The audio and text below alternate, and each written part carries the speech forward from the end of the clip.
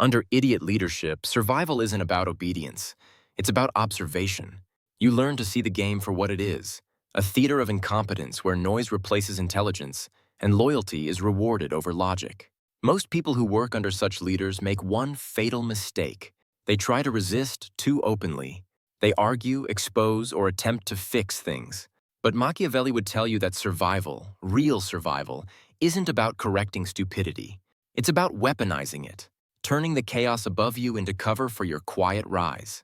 The first thing you have to understand is this: an idiot in power rarely believes he's an idiot. In fact, his entire authority depends on pretending he's a genius. He builds a fortress out of his delusion, surrounds himself with those who won't question it, and punishes anyone who dares to break that illusion.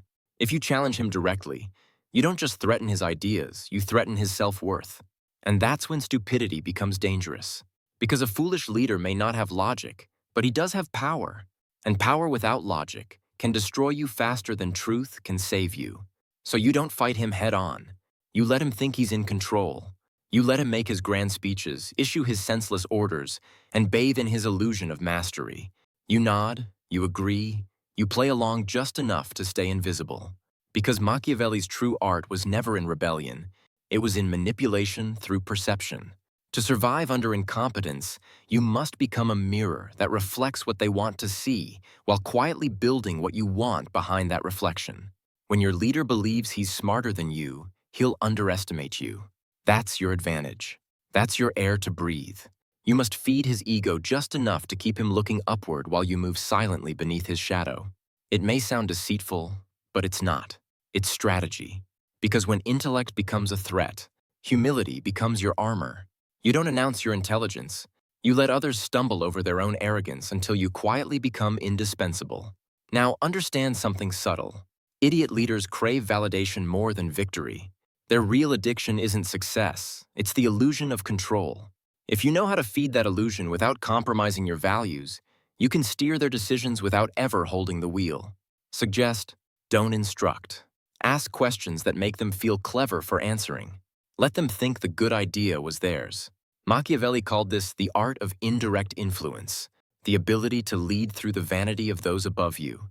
But this requires patience. You'll see chaos unfold around you. Projects will fail, teams will break, and you'll want to scream to expose the absurdity. Don't. That's what everyone else does. They rant, they gossip, they resist loudly. And loud resistance is exactly what keeps them powerless. The smart ones don't fight stupidity, they survive it long enough to replace it. The secret is detachment. You must stop expecting logic from the illogical. Stop expecting fairness, merit, or recognition. Once you emotionally detach from those illusions, you become immune to their manipulation. Their praise won't seduce you, and their criticism won't affect you. You'll be calm in a storm that everyone else is drowning in. That composure is what draws real power toward you. People start noticing the one person who doesn't panic when everything burns. And that's when quiet influence begins. When others see you as a source of stability amid chaos, they begin to orbit you. They start asking for your opinion, your judgment, your solutions. You become the hidden center of power beneath the foolish ruler's noise. And the beauty of it is, he won't even notice. Because his ego blinds him to anything that doesn't threaten him directly. You're not fighting for control. You're already controlling by not fighting. One of Machiavelli's most brutal insights was that stupidity, when given authority, can only maintain itself through fear or illusion. When the illusion fades, fear remains. And when fear takes over, the system begins to rot. Your task isn't to stop it, it's to survive the decay and use it. The fool will inevitably turn his paranoia on those around him. He'll distrust competence, reward obedience, and punish independence. That's when most intelligent people quit or explode in frustration. But if you understand the rhythm of power, you'll see that decay as opportunity. Because when the old order starts crumbling, those who appear calm and capable become the natural inheritors of control. You must, however, learn the balance between visibility and threat. Be seen enough to be useful, but never so visible that your competence becomes intimidating. If you're too quiet, you'll be ignored. If you shine too brightly, you'll be sabotaged. The middle path is influence disguised as service. You let your idiot superior think you're loyal, even grateful, while you're really gathering allies, understanding weaknesses, and preparing for the shift that always comes when incompetence inevitably implodes. Machiavelli would say, "Never expose stupidity, expose need. Every fool in power has one, an insecurity that keeps them restless. Some fear losing control, some crave admiration, some need chaos to feel important. Study that need. Feed it when necessary, exploit it when opportune, and never, ever shame it. Because once you shame an idiot in authority, you create an enemy who will burn everything, including himself, to prove you wrong. And you cannot reason with that. You can only redirect it. You also have to know when to withdraw emotionally. Idiots often create emotional traps. They provoke, confuse, and guilt you into submission. They'll test how far they can push you before you break. But breaking is optional.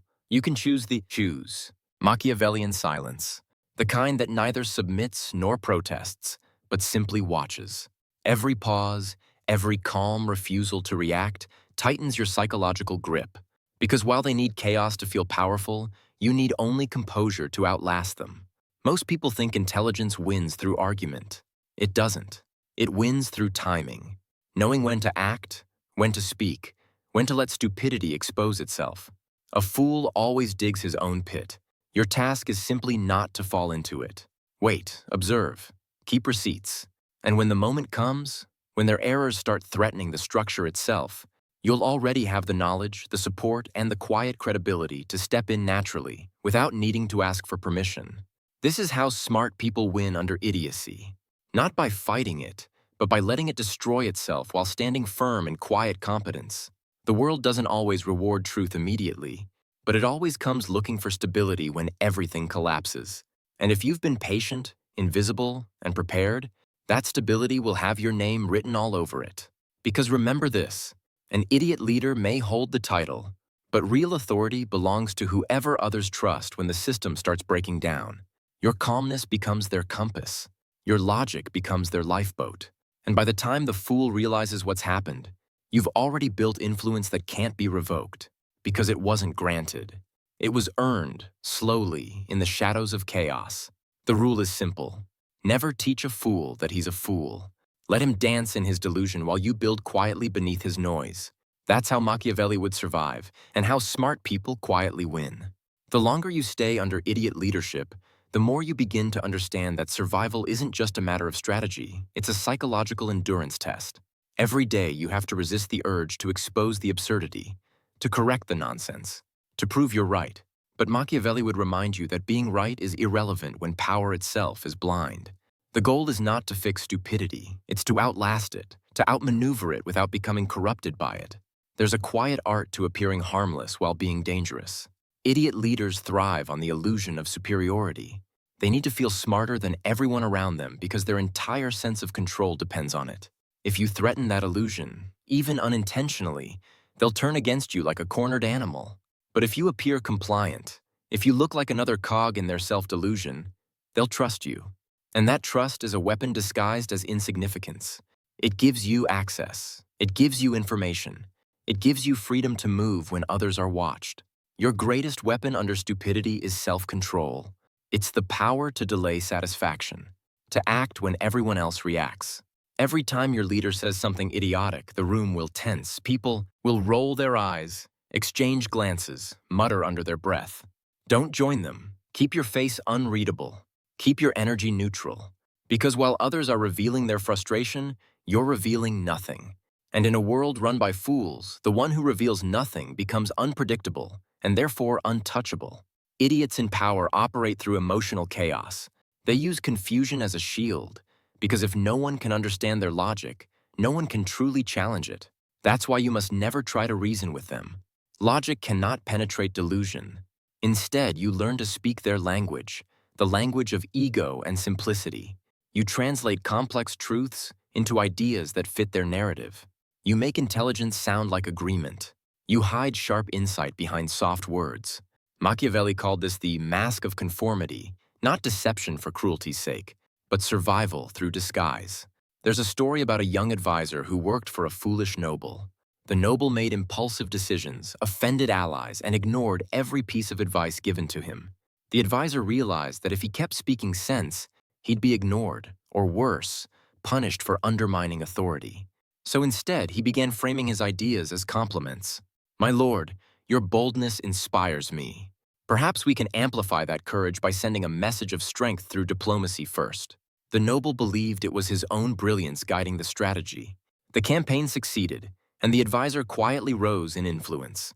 That's the Machiavellian method. Wrap wisdom in flattery, and even fools will carry out intelligent plans thinking they're their own. But here's what most people miss. This isn't about manipulation for greed or malice. It's about preserving sanity and purpose in a system where logic is punished. If you don't adapt, you'll break. You'll either burn out or get destroyed trying to prove a point that no one above you has the capacity to understand. The smartest move is always to detach emotionally while engaging strategically. Treat every interaction as a game of psychological chess, not a moral debate. Another rule: never volunteer too much intelligence. Incompetent leaders often confuse brilliance for rebellion. The moment they sense you could outthink them, they'll feel threatened. So, ration your ideas. Offer fragments, not full visions. Let them ask for more. People value what they believe they've discovered, not what's handed to them freely. Machiavelli would say, never show the full map of your mind. Leave them believing they're still leading, even as they follow the path you've quietly drawn. When you're under bad leadership, the workplace becomes a battlefield of silent politics. People align not around truth, but around survival. Cowards flatter, opportunists gossip, rebels self-destruct. If you want to win, you must play on a different level entirely. Stop reacting to people's emotions. Observe their patterns. Who gets rewarded? Who gets ignored? Who does the leader fear most? Once you map the emotional ecosystem, you can predict every move before it happens. That's what gives you the upper hand, not power, but foresight. And in those moments where incompetence causes real damage, when bad decisions hurt the team, the project, the reputation, your instinct will scream to fix it, to save the day. But you must resist the temptation to be the hero too soon. If you fix the mess openly, you expose yourself as the real source of order. The idiot above you will feel embarrassed, and embarrassment breeds vengeance. Instead, let the damage reveal itself naturally. Let others panic. Then when the chaos reaches a breaking point, step in calmly and suggest solutions as if you're simply following the leader's vision. Never take credit. Let others do it for you. Because in a hierarchy run by fools, glory is a liability. But quiet reliability becomes a crown no one can take. Now, let's talk about reputation. Under stupidity, reputation is your currency. It's what protects you when logic can't. You must cultivate a reputation for calmness, discretion, and competence without arrogance. Become the person everyone trusts but no one fears. The one who listens more than they speak. The one who fixes things without boasting. Over time, even fools start relying on you because they crave what they lack: stability. And when reliance becomes habit, influence becomes yours by default. But never confuse influence with exposure. You can be powerful without being visible. In fact, the more incompetent your leadership is, the more dangerous visibility becomes. Visibility invites envy, rumor, and attack. Influence, on the other hand, hides behind the illusion of service. You appear like a helper, not a contender. You seem loyal, but you're quietly positioning yourself as the backbone of the system. The beauty of this position is that when the leadership eventually collapses, and it always does, you'll be the only one left standing with the trust of both sides. One of Machiavelli's timeless observations was that power often falls not to the loudest or the strongest, but to the most adaptable. The fool is rigid in his delusion. The intelligent are flexible in their survival. You must become a shapeshifter, not in morality, but in behavior. Adjust to each situation. One day you're the listener, the next you're the advisor, the next you're invisible. People who can't predict your role can't plan your downfall. That unpredictability is your protection. Incompetent leaders depend on predictability. They expect rebellion to look loud, disobedience to look bold. When you act unpredictably calm, when you refuse to match their chaos, it confuses them. They can't find your weakness. And when fools can't find your weakness, they leave you alone. That's how you survive the long game, by being strategically boring to those who seek drama while being quietly magnetic to those who seek strength. The final piece of this stage is endurance. Foolish leadership burns bright and dies fast, but in its flame, It destroys many who couldn't handle the heat. Your patience is your armor. Don't look for immediate justice. Don't expect quick recognition.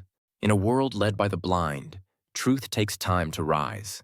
Your focus should be on becoming undeniable, so composed, so competent, so reliable that when the throne finally wobbles, everyone already knows who should be next to sit on it. And when that day comes, when the empire of noise collapses under its own stupidity, you won't need to fight for power. You'll already have it, quietly earned, while everyone else was too busy reacting. The final test of intelligence under foolish rule isn't how well you think, it's how well you disguise that you do. Because in a world ruled by noise, clarity is dangerous. Machiavelli would say, "The wise man hides in plain sight." He doesn't challenge stupidity. He lets it reveal itself while quietly building an empire of understanding behind it. You see, the hardest part of surviving under idiot leadership isn't the incompetence. It's the emotional drain, the endless meetings that lead nowhere, the fake enthusiasm for disastrous ideas, the subtle pressure to pretend that chaos is progress. You start to doubt yourself.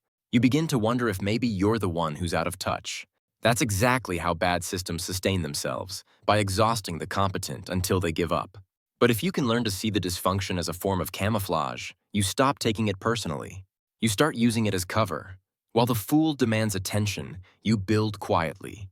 You document, you learn, you observe patterns. When everyone else is chasing praise, you're collecting leverage, information, relationships, proof of results. Not because you're plotting revenge, but because real power in a broken system lies in being prepared when the illusion cracks. And it always cracks. Let's make this practical. Say your boss is erratic, impulsive, and emotionally unpredictable. Every week, the direction changes. Every day, priorities shift. Everyone's stressed. What do? Most people try to fix the chaos by offering clarity, but in the mind of a fool, clarity feels like control, and control feels like challenge. Instead, you mirror the uncertainty just enough to seem compliant while quietly creating your own map. You track what works, who listens, who ignores. You build your private system of order behind the scenes. So when chaos strikes again, you're the only one who knows what's actually happening. That's how competence becomes survival, through silent organization. The second scenario, the insecure leader. This one fears being overshadowed. He micromanages everything. If you outperform him, he resents you. If you underperform, he blames you. The trick here is to manage perception, not performance. You deliberately let small mistakes show, harmless ones that make you seem human. You don't hide your competence, but you soften it. You say things like, "I'm still figuring this out," or "I followed your lead on that." It's not submission, it's strategic invisibility. Because while he's busy feeling superior, you're quietly becoming indispensable. There's also the narcissistic fool, the one who surrounds himself with flatterers and rewards performance theater over real work. This is where most intelligent people burn out, because they refuse to play the game. But Machiavelli understood something crucial. Survival sometimes requires performance. Not fake loyalty, but the illusion of alignment. You don't have to believe in their fantasy. You just have to speak in a way that doesn't threaten it. Complement their vision, frame your ideas as extensions of it, and they'll approve even what they don't understand. The result? You get things done through their authority, using their ego as your engine. But what about ethics? Isn't all this manipulation wrong? Machiavelli would argue that in a corrupted environment, morality without strategy is martyrdom. You're not lying to harm, you're adapting to survive. A fish doesn't curse the sea for being salt water, it learns to breathe within it. The truth doesn't die because you hide it. It lives longer because you protect it from foolish hands. Here's the paradox. The more foolish your leader, the more powerful your silence becomes. Because fools talk themselves into weakness. They reveal their insecurities through every word, every contradiction. If you can master the discipline of listening, really listening, you'll hear exactly where the leverage lies. You'll know which flattery works, which fear drives them, which people they trust blindly. That's the data you use to guide your path. Not spreadsheets or reports, psychological data. That's what Machiavelli mastered, the study of human weakness as a roadmap to control. Now, you might be wondering, how do you not lose yourself in this? How do you play this dark game without becoming dark yourself? The answer lies in emotional separation. You must operate like a scientist observing an experiment, not a victim trapped in one. Once you detach, Everything slows down. You start seeing through the noise. You stop reacting to tone and start noticing motive. The fool shouts. You analyze. The fool blames. You record. The fool panics. You plan. This is how you quietly reclaim your sense of agency in a world that tries to drown it. The quiet winner under idiot leadership isn't the loud reformer. It's the subtle architect. The one who keeps receipts, cultivates relationships, and never wastes a crisis. When chaos hits, they don't complain, they reorganize.